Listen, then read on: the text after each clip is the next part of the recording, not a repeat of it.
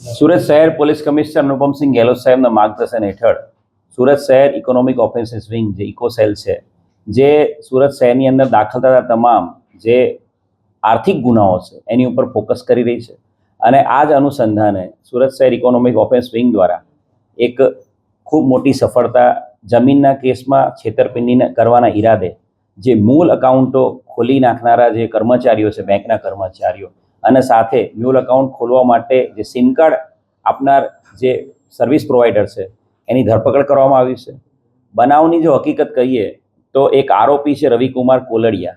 આ રવિ કોલડિયા જે ફરિયાદીને મળ્યો હતો અને રવિ કોલડિયાએ ફરિયાદીને એવું કહ્યું હતું કે મારી પાસે એક જમીન છે, એ જમીનનો મારી પાસે સોદા ચિઠ્ઠી છે અને આ જમીન હું તમને વેચી આપીશ. જમીનના જે ઓરિજિનલ માલિક છે, આ માલિકો અત્યારે કેનેડામાં છે, પણ એ સોદા ચિઠ્ઠી મારી પાસે છે અને જો તમે જમીન ખરીદવા માંગતા હોય તો હું માલિકો સાથે તમારો કોન્ટેક્ટ કરાવી આપીશ. અને આ રીતે ફરિયાદીને વિશ્વાસમાં લઈને આરોપીએ સૌથી પહેલાં તો ફરિયાદીને પ્રોપર વિશ્વાસ આવે એના માટે ફરિયાદી જે જમીનના માલિકના અકાઉન્ટમાં પૈસા નાખે એ આશયથી, અને એને એવું બતાવવા માટે કે આ અકાઉન્ટ છે જમીન માલિકોના જ છે, એ આશયથી જે ત્રણ જમીન માલિકો છે એ ત્રણેય જમીન માલિકોના ખોટા અકાઉન્ટ, ફેક આઈડી અને ફેક સિમ કાર્ડ દ્વારા એ ત્રણ જમીન માલિકો એ જાણતો હોવા છતાં કે ત્રણ જમીન માલિકો કેનેડામાં છે, એમની પ્રેઝન્સ અહીંયા છે જ નહીં ઇન્ડિયામાં, તે છતાં એ ત્રણ જમીન માલિકોના યસ બેંક અંકલેશ્વર શાખામાં અકાઉન્ટ ખોલી નાખ્યા હતા.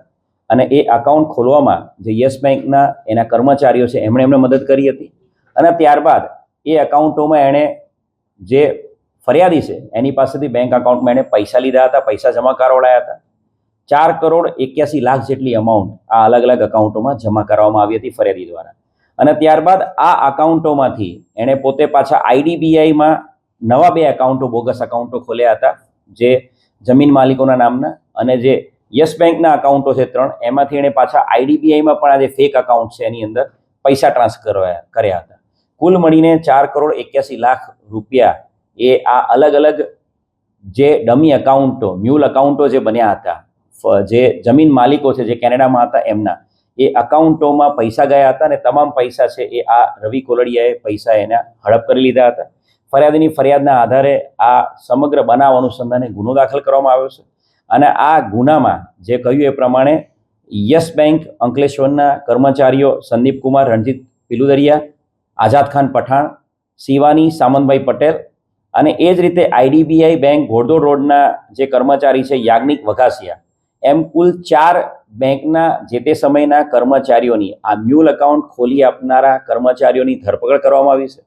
અને સાથે સાથે આ જે બોનાફાઇડ જમીન માલિકો છે એમના ફેક સિમ કાર્ડ બનાવી આપનાર જે વોડાફોન કંપનીના ડિસ્ટ્રીબ્યુટર એજન્સીનો જે ચલાવતો હતો સંજય ધંધુકિયા, એને પણ ધરપકડ કરવામાં આવી છે. કુલ 5 આરોપીની ધરપકડ આ ગુનાના કામે કરવામાં આવી છે. અને આ ગુનામાં આ અકાઉન્ટ ખોલી આપવામાં અન્ય કોઈ વ્યક્તિઓ મદદ કરતા છે કે નહીં એ બાબતે આરોપીની રિમાન્ડ લઈને હાલ પૂછપરછ કરવામાં આવી છે.